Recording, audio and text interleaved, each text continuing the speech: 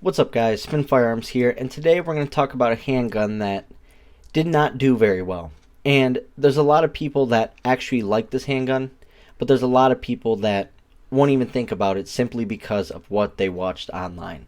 Now, it's actually pretty interesting. I was at my local range, and it's a pretty good sized range for the area we live in and stuff like that, and it's interesting. They always get reps that come in there, right? For instance, Springfield Armory, when the Echelon came out, they were there and they were giving out stickers and hats, and really nice of Springfield Armory, honestly, because free hat, why not? I wear a hat every single day, I'll take it, so I respected that.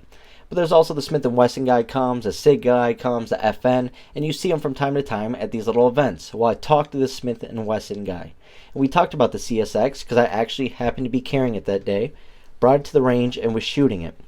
And he goes, "It's funny you bought that, you know?" And I go, "Yeah, why?" He goes, "A couple videos came out on this thing, and it killed this release 100%. I mean, just killed it." He said after those videos came out, everyone knew this handgun would not take off, would not be popular, and people wouldn't even look at it the same. And I thought that was really interesting because I told him I did YouTube and stuff like that, and it was interesting because he said that's exactly where this handgun was ruined. But before we get started, hit the like button, drop a comment down below, and subscribe.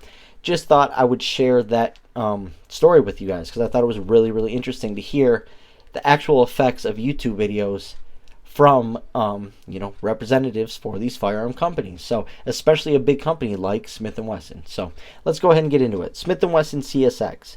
What made this pretty different was it was basically a 1911 style, now not completely, but style, hammer fired, cocked and locked, Micro 9, right? You can run this thing cocked and locked. There was nothing else like that out there. You know, there was like Kimber Micro 9s and, stuff like that, and the P238s and the 911s from Springfield Armory, but there was nothing that had the capacity that this does. This used the technology from the P365 and the Shield Plus and the Hellcat, but made it a hammer-fired 1911 style handgun, right?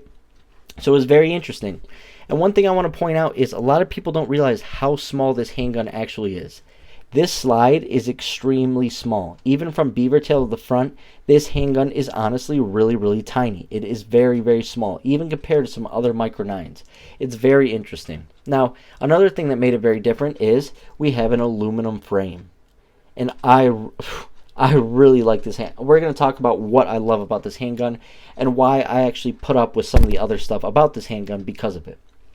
Now, it comes with that signature Smith & Wesson finish. Some of the best finish out there. Right now, I'm literally carrying a Smith & Wesson. I pocket carry this. I shoot it all the time. I draw from it, holster it. I mean, very minimal wear. It's amazing. Just some wear on the rounded spots, on the lines. But other than that, I mean, it just holds up. Smith & Wesson has the best overall finish, especially if you live in a hot area. Maybe not the best overall, but one of the best is what I meant, especially for the price point. What's interesting is the CSX right now, I've seen it as low as $420. $420 for the CSX. Before that, they were about $500 to $520.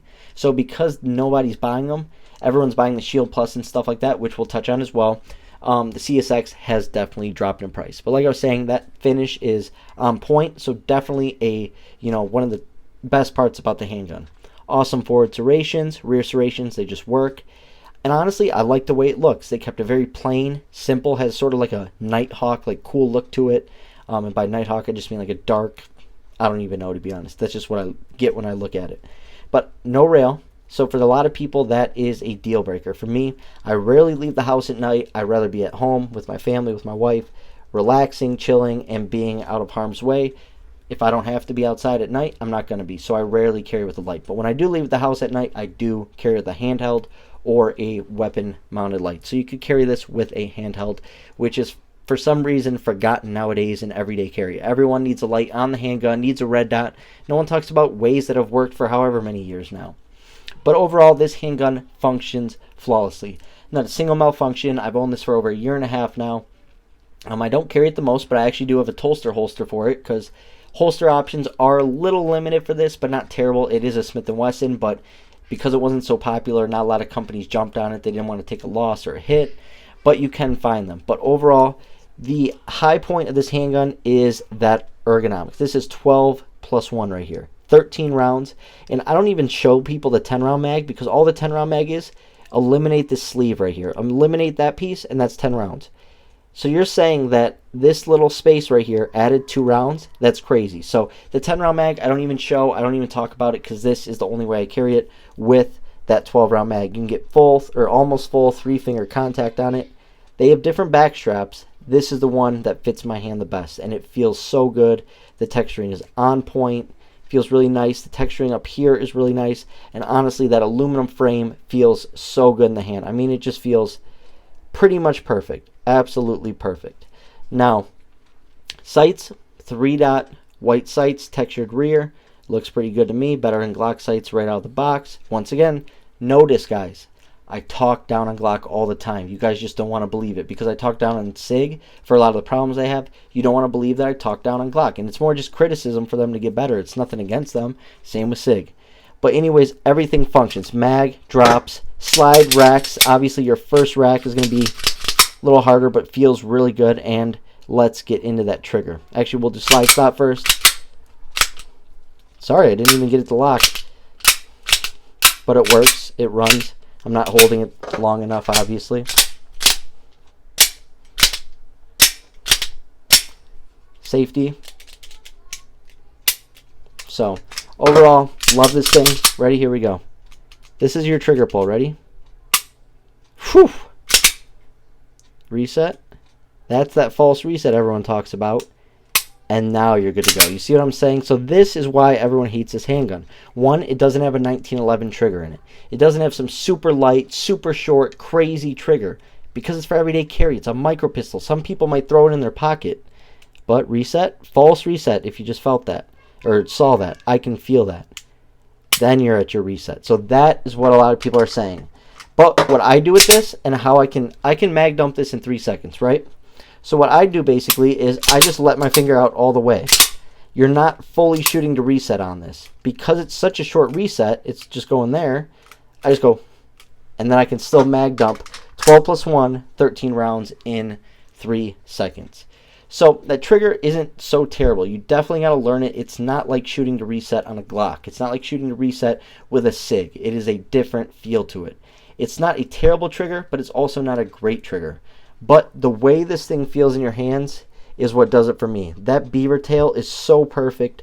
This, what do you call it, back strap that I added, I changed it out, feels so good in the hand. It's the perfect width this way, perfect this way.